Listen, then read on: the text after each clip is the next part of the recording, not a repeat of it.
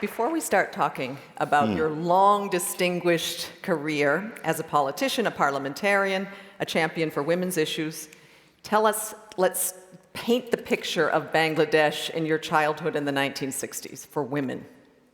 That's going back a few years. Yeah. It was a very different Bangladesh to what we have today. The concept or the notion that a woman has a role outside of the home wasn't really established, it wasn't really accepted.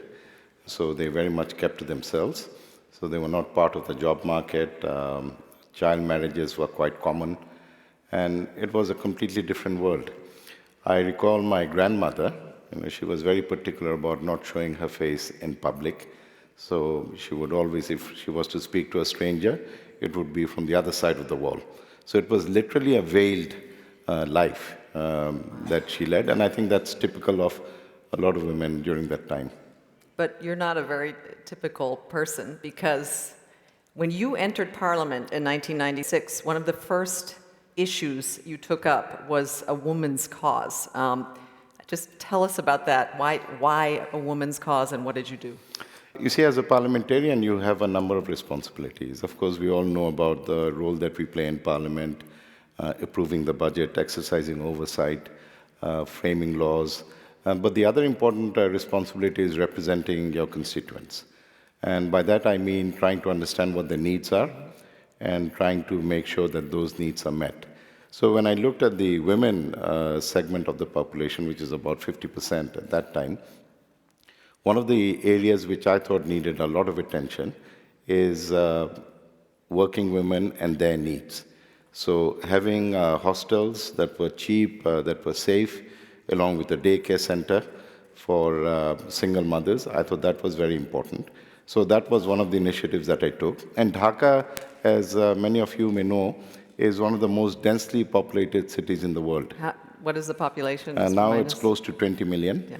And we have over 115,000 people in just 1 square mile. So that's 75% more dense than Hong Kong. Wow. So finding land and allocating it for something like a women's hostel was not easy. And the picture is that of the hostel along with the daycare center. So this was one of the initiatives. The other area that I looked at is microcredit for women. You are also looking at women's empowerment. So that was also started in the constituency. There was a credit cooperative that was set up. So trying to understand what the needs are and then responding to those needs. And how did the women react to this? Very positively. Initially, there was some reluctance, and now it's one of the most successful credit cooperatives in the country. How did the men react to your initiatives? Initially, a little bit skeptical, but then I think they saw the benefit and the value, and they got their own families involved, they their saw wives how and the popular daughters. You became. Yes, yes. Yeah, okay. But in 2003, your life took actually a very unexpected and dramatic turn. You were arrested on trumped-up sedition charges. You were thrown in prison. You were given the death penalty. And during your... in a death row cell, yes. You were in a death row cell. Yes. And in that cell, they gave you that kind of treatment you were to discover. They tortured you, and you were also mentally tortured. After 3 months, you were cleared of all charges, and you entered back into politics. But when you entered back into politics, you decided that you were going to use this experience and introduce legislation in the area of domestic violence. What was the correlation and why?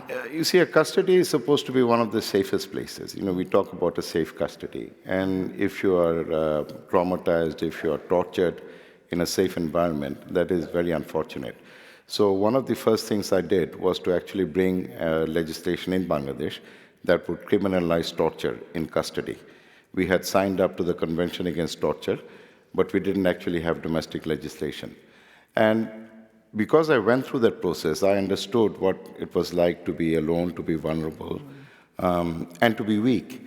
So I also saw that same situation with women in a domestic context, and we had no legislation on domestic violence. So that is also one of the things that I had done, introduce that bill, and then that got the government to act. So now we have both a law that criminalizes custodial torture and also domestic violence. Amazing.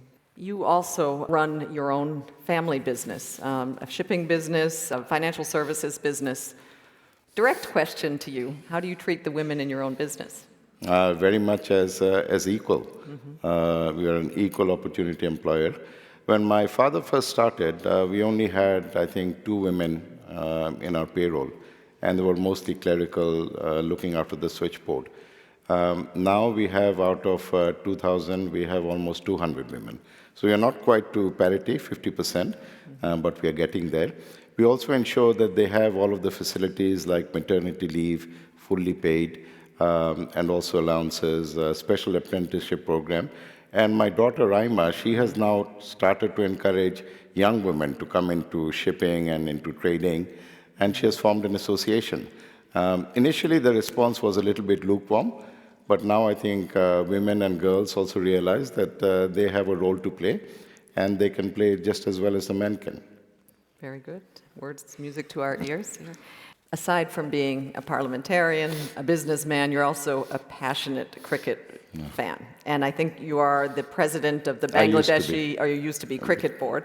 But yeah, at that time you decided to do something to break through another barrier in Bangladesh, and that was to give women a chance at this sport.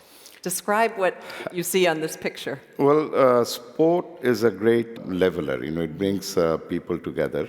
And so when I talked of needs of my constituents, so we talked about economic empowerment, we talked about their accommodation. So I felt there was also an avenue that's available in sport. So we decided to form a women's cricket team. So we took a decision that women's cricket was going to be introduced in Bangladesh. And they have already achieved what the men could not achieve, which is they've been crowned as champions of Asia, which is the most competitive cricket environment in the world. So the women have actually done what the men have not been able to do. I think that deserves some applause. Great. Saber, on a more serious note, Bangladesh is a country that has been particularly hit by natural disasters, and this is really fueled now by climate change. And to address this, you are an advocate of the early involvement of women in disaster risk reduction before disasters happen. Why women?